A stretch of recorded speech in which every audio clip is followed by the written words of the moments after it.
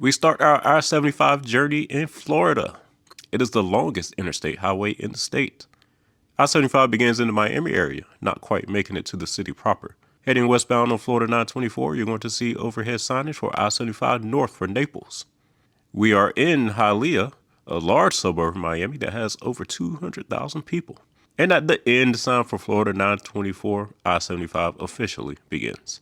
Heading north in the Miami area, I-75 forms the outer freeway around much of Broward County. This one has an ideal setup with 4 general purpose lanes on each side, along with 2 tolled express lanes in the middle that are separated from the mainline lanes.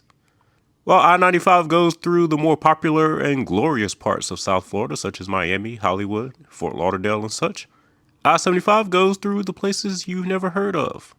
Large suburbs full of single-family homes such as Pembroke Pines, Miramar, and Davie. Near the turning point to head across the Everglades, we reach Weston, a suburban town that might make you think you're in Rio de Janeiro rather than Florida. At this interchange with I-595, Interstate 75 takes a turn to head due west, while if you want to continue north, the Sawgrass Expressway takes the mantle as the outer loop for South Florida. Man, you never get tired of seeing those beautiful palm trees. As we head out of Weston, you can still exit into that town for last-second amenities, and the interchange with US 27 is your last chance to exit before locking yourself into tolls and the Everglades. Before we get moving, you have to pay your tolls, where you have the option of the Sun Pass or using cash. And alright, here we are, Alligator Alley. Out here the speed limit is 70 miles per hour. It's flat, straight, and lonely for a good 75 miles or so. And while there are a few exits out here, they don't lead you to much of anything. One thing you'll notice is that the average speed is closer to 85 miles per hour through this stretch. And for Florida being as populated as it is, its unique climate and geography leads to it having some of the loneliest stretches of highway in the eastern United States. But if you stop in the Big Cypress Preserve, you might spot an alligator or two. After all, it is called Alligator Alley. At exit 101, we finally have an exit with amenities again, and the tolls end out here. This exit takes you to Naples, and despite being the control city, I-75 never actually enters Naples either. Naples' municipal boundaries are actually quite small, but it is surrounded by several unincorporated areas with Naples addresses. Also of note in the Naples area is that this is the point where I-75 opens up to 6 or more lanes and stays that way for the rest of our time in Florida. Through southwest Florida, I-75 acts as the bypass route around cities such as Naples, Fort Myers, and Bradenton, while US 41 remains the direct route that hits the downtown areas. At the exit for Florida 82, you can head west to downtown Fort Myers or east to Immokalee. What you don't see on this sign is that heading east also takes you to Florida's armpit of Lehigh Acres, a place that Florida didn't even want to place on the highway sign despite its large population of over 100,000 people. Up next is the Punta Gorda, Port Charlotte area, where we meet US 17, which has made its way from the East Coast out to Florida's West Coast. Then after Charlotte County, we enter Sarasota County, passing through the city of Northport, a city that was all over the news a few years back for something not so good. Closing in on Sarasota, I-75 travels closer to the beach than we were earlier. Siesta Key is nearby with its famous Siesta Key Beach. Note that the typical age that you'll find at the West Coast Florida beaches trends a bit higher than those you found back in South Florida. Similar to Naples, I-75 passes to the east through unincorporated places such as Fruitville and Lakewood Ranch, while the core cities of Bradenton and Sarasota can be found to the west. North of Bradenton, we have our first major decision to make.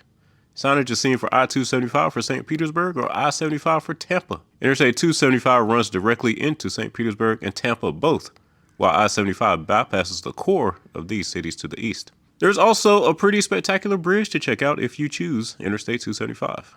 But if you have no business in the Tampa Bay area, then I-75 is for you. Then we enter Hillsborough County, the home county of Tampa. You may know Tampa for its lovely skyline, NFL team, and nice winter weather. But when it comes to roads, Tampa and Hillsborough County overall has been noted as being the most dangerous county in the United States for commuters, with a whopping 9.2 deaths per 100,000 commuters, in comparison with the national average of 4.8 per 100,000.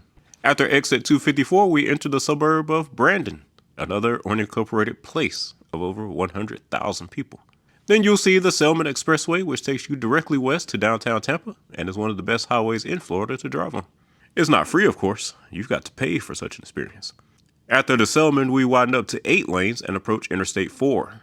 The highway, which has often been ranked as one of the most dangerous in the U.S., man, the most dangerous highway in the most dangerous county. Stay safe out there, my Tampa friends. This interchange is the unique turbine design that is favored in some places due to its large queuing area and lower costs due to using less bridges compared to large stack interchanges. Around Bruce Downs Boulevard, we finally enter Tampa proper, albeit briefly, and the 4th lane becomes exit only. This is also your last chance to get back into downtown Tampa, as the upcoming interchange with I-275 has no southbound option. So then we collect I-275 traffic and we are heading north through the final Tampa area suburbs with the controlled city of Ocala. Between Tampa and Ocala, things calm down and it gets pretty rural. However, we're never too far from more giant places such as Spring Hill, and the town of Brooksville is also nearby. Near Wildwood, we collect Florida's Turnpike. Now, there is no exit to the Turnpike, but the following interchange with Florida 44 can get you there. Along with Wildwood is the popular age-restricted community of the Villages to the east. And after the Villages is Ocala, the county seat of Marion County and the economic center of this part of Florida. The Ocala metro area has been one of the fastest growing in the country over the past 30 years, so people seem to love it out here. And then there is Gainesville, the college town dominated by the University of Florida. And as we leave Gainesville, Florida suddenly feels a lot more southern as we ironically enter northern Florida. The last town of significance for the state is Lake City, near the junction with Interstate 10, with Interstate 10 being signed for Tallahassee and Jacksonville. And after a long journey, Florida thanks us for visiting. And you can see the sign with the peach.